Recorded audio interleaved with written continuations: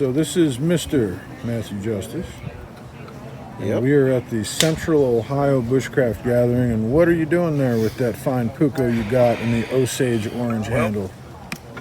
Putting together a little, for the throwing competition, this is going to be the prize, Oh, nice. Osage orange axe, with Osage orange throwing axe.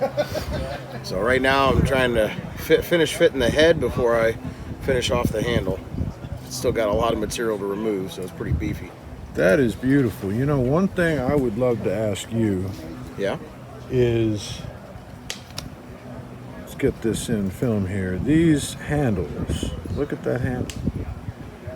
This is absolutely beautiful. What makes your handles so distinctive? Well, it's like anything else. Everybody develops their own style over time. I first started making handles for the finish axes, and then I started making them for everything else. And part of trying to figure that out from the get-go was studying the original handles, the original styles and stuff, and trying to emulate that. And after doing that on a few of the finish axes, I really enjoyed that real large palm swell on the end. Then I started messing around with some of the racing axe handles, and it's noticing they still have that same sort of large flare on the end. And I found that it kind of acts like a rudder in your hand when you're gripping the bottom of the axe. Having that big flare at the end kind of acts like a rudder. It gives you control when you're bringing that axe down to do the work. So it helps you steer the axe. And that's basically where the design kind of came from. Is like I said, it's kind of a mix of traditional finish and also racing axe styles.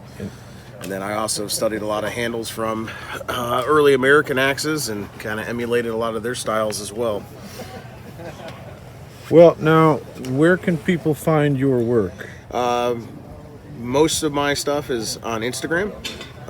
If somebody's looking for something specific, I usually recommend that they send me a private message. A lot of stuff tends to get sold that way before it ever gets posted for sale. But I also work a full-time job, so this is just a part-time thing, and I'm actually on pretty good backlog right now. So, and we will have a link to the Instagram below, of course. And I appreciate that. So now in your pocket, you've got a really nifty sheath for that puko, don't you? Yep.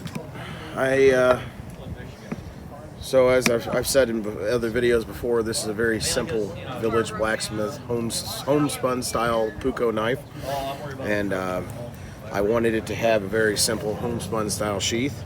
So I had a buddy of mine send me some from Maine, some birch bark, and I wove a simple sheath out of it with a pine liner. And it just has a twisted leather dangler that's woven through the top band of the birch bark. It's very, very cool. I mean, it's like I said, it's like kydex and leather are the best properties of both. It's kind of holds its shape, but it's also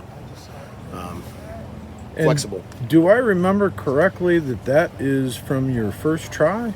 Yes, this is the first time I ever messed with birch bark along with this axe. This was amazing. So I would be incredibly proud of that as a first try. Well, I'm very happy with the sheath. This is something that this is the first finish axe I ever did, and it's never been completed because it has never had a mask. And I really wanted to do a traditional birch bark style mask for it. And I also kind of got a leg up because I had a friend of mine who's a pretty talented birch bark worker over in Finland gave me a little bit of helping advice to help me get started, kind of shorten the learning curve. So the knife sheath, I want to do some more of these. I want to refine this and make it a little neater and get better at it. So. Well, I tell you, if anybody's interested in finish axes in particular, axes in general, but in particular, Matthew's the guy to go to. That is my specialty. Yep. Yeah, and you're known for that amongst true axe people, not myself. Yeah, I'm the finish axe guy. You're the finish axe guy. Most people I like to call myself the finish axe ambassador. There you go.